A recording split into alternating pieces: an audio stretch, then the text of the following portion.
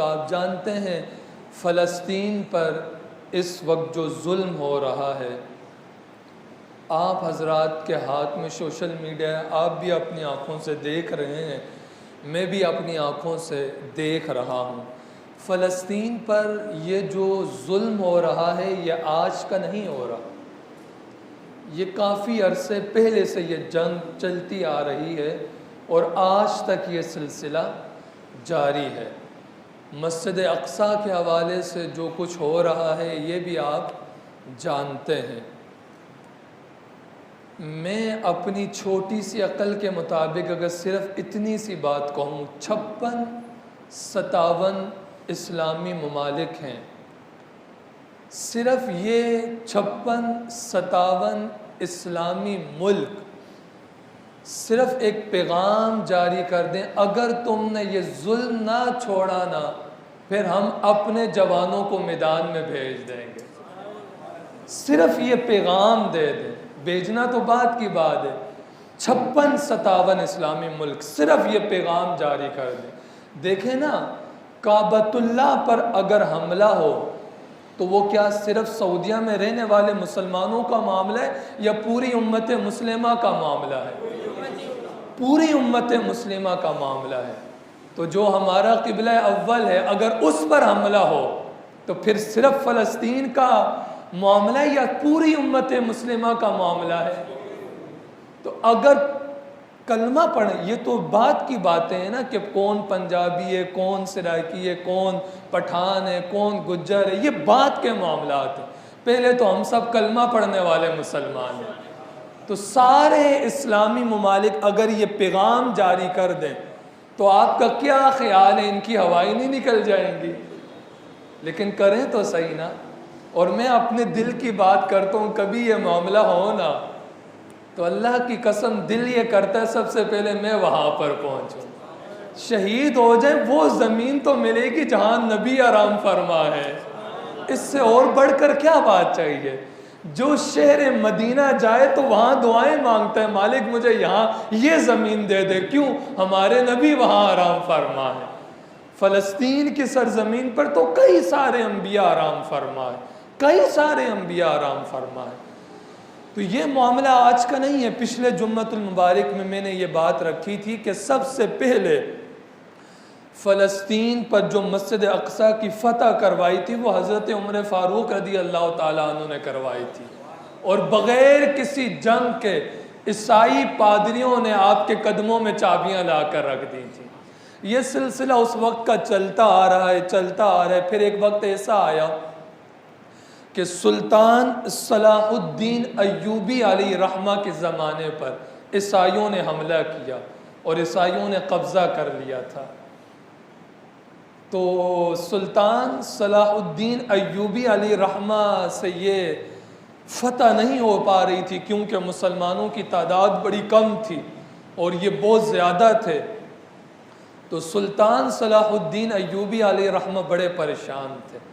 जब ईसाइयों ने मस्जिद अक़सा पर कब्ज़ा कर लिया, फ़लस्तीनों का खून बहाया, कई हज़ार मुसलमान फ़लस्तीनी मुसलमानों को उस वक्त भी शहीद किया। सुल्तान सलाहुद्दीन अय्यूबी अलैहि रहमा के ज़माने में कई सारे मुसलमानों का खून बहाया ये ईसाइयों ने।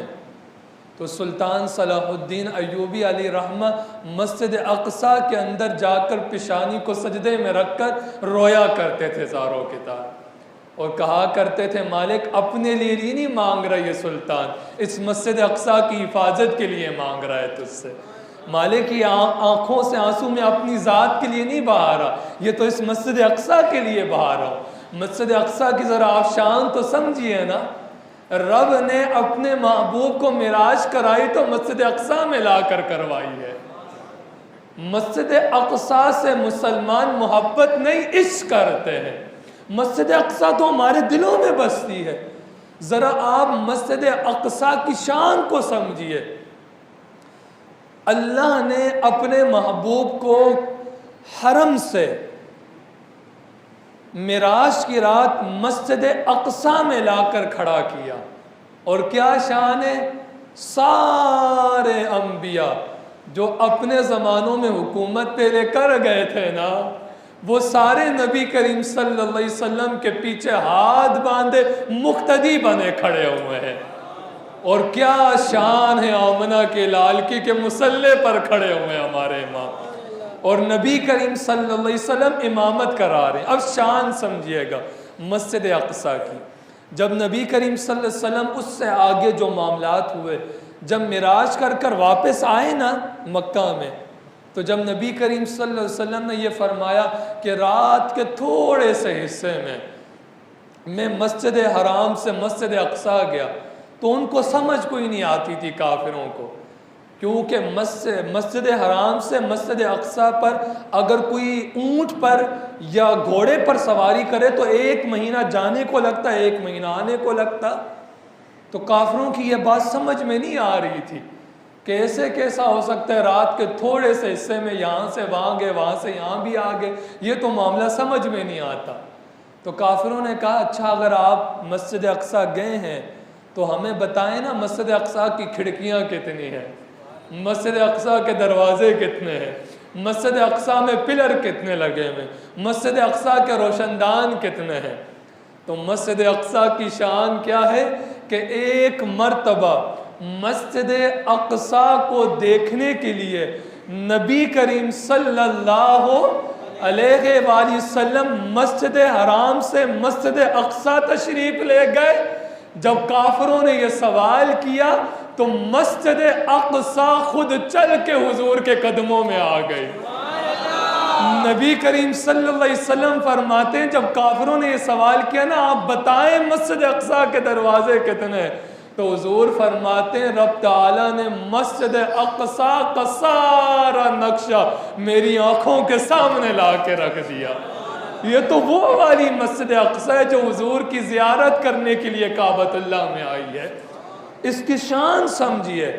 जो जब सलाहुद्दीन अय्यूबी अलैहिर्रहमा से ये फतह नहीं हो रही थी ना, तो एक मजजूब थे, और आप जानते हैं बड़े वसूख से ये बात कर रहा हूँ, तारीख़ इस बात की गवाह है। ये तो सुल्तान सलाहुद्दीन अय्यूबी अलैहिर्रहमा है ना, ये पता है कौन है? शेख अब्दुल कादिर जिलानी रदी अल्लाह ताला अन्हो के मदरसे में पढ़ने वाले तालिब इल्म का नाम है सुल्तान सलाहुद्दीन अय्यूबी अलैहिर्रहमा। ये आपके मदरसे में पढ़ते रहे हैं जामिया निज़ामिया में। तो एक मजजूब से इनकी मुलाकात हुई, कहने लगे हज़रत दुआ करें आप, ये फतह नहीं हो रही। तो वो मजजूब कहने लगे सुल्तान आज रात तू भी जाकर अपनी पेशानी को सजदे में रखना, मैं भी रखता हूँ, तू भी आंखों से आंसू बहा बहा कर दुआ करना, मैं भी करूँगा, दोनों करते हैं ना सर को सजदे में रख कर दुआएं, रब रहमान करम फरमाएगा, फजल फरमाएगा। सुल्तान सलाहुद्दीन अय्यूबी अलैहिर्रहमा क्योंकि ईसाई हमला करने के लिए पानी वाले बहरी जहाज से आ रहे थे, तो बड़े परेशान थे सलाहुद्दीन अय्यूबी अलैहिर्रहमा। तो रात को नए गुस्ल किया, नए कपड़े पहने, मस्जिद अक़सा में आ गए। तहज्जुद के वक्त ज़ारो की तार बावाज़े बुलंद रो रहे हैं। किसके सामने? रब रहमान के सामने रो रहे हैं, और तन्हाई में रो रहे हैं। तन्हाई में रोने का अपना ही मज़ा आता है, पर बंदा रोए रब रहमान के सामने, बंदों के सामने ना रोए, कोई फ़ायदा नहीं होने वाला। तो वो मजजूब रात के पिछले पहर आए ना दरवाजे पर, तो क्या देखते हैं सुल्तान ने अपनी पेशानी को पहले ही झुकाया हुआ है। तो वो मजजूब वापस पलट गए। तो जब फजर की नमाज पढ़ने के लिए आए ना सुल्तान सलाहुद्दीन अलैहिर्रहमा, तो मुस्कुरा रहे थे।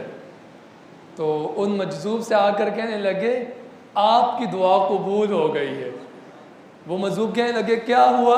तो सुल्तान सलाहुद्दीन अय्यूबी अलैहिर्रहमा कहने लगे वो जो पानी में जहाज़ में जो ईसाई लोग हम पर हमला करने वाले आ रहे थे ना बेरी जहाज़ से, वो पानी के एक तूफ़ान आया, उसी में डूब के वहीं हलाक हो गए हैं।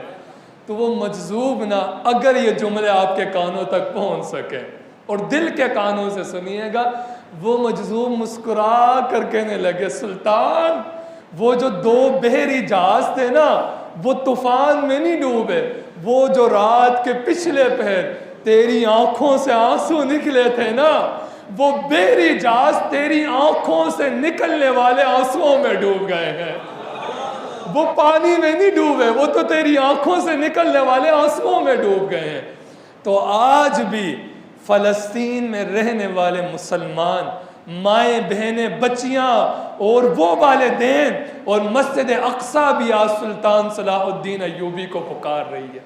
और आखिरी बात करके मैं इजाज़त चाहता हूँ, मैं सलाम करता हूँ फ़लस्तीन में रहने वाली अपनी माँओं बहनों बच्चियों को, ये दोनों हाथों से सलाम है। पता है इसको सलाम क्यों कर रहा हूँ? आपने वीडियोस देखी होंगी, माँओं के सामने उनके बच्चों की लाशें पड़ी हुई हैं, बहनों के सामने उनके भाइयों की लाशें पड़ी हुई हैं, लेकिन यार दोनों हाथों से सलाम करने का जी चाहता है। उन माँओं बहनों बच्चियों के सरों से हया का दुपट्टा नहीं उतरा।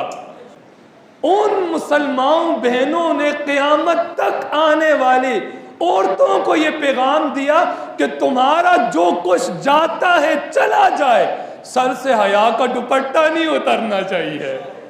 सलाम नहीं है उनको। हम दुआ करते हैं मालिक उनकी गैब से मदद फरमा, मालिक मस्जिद अक्सा की हिफाजत फरमा, मालिक उन पर करम फरमा।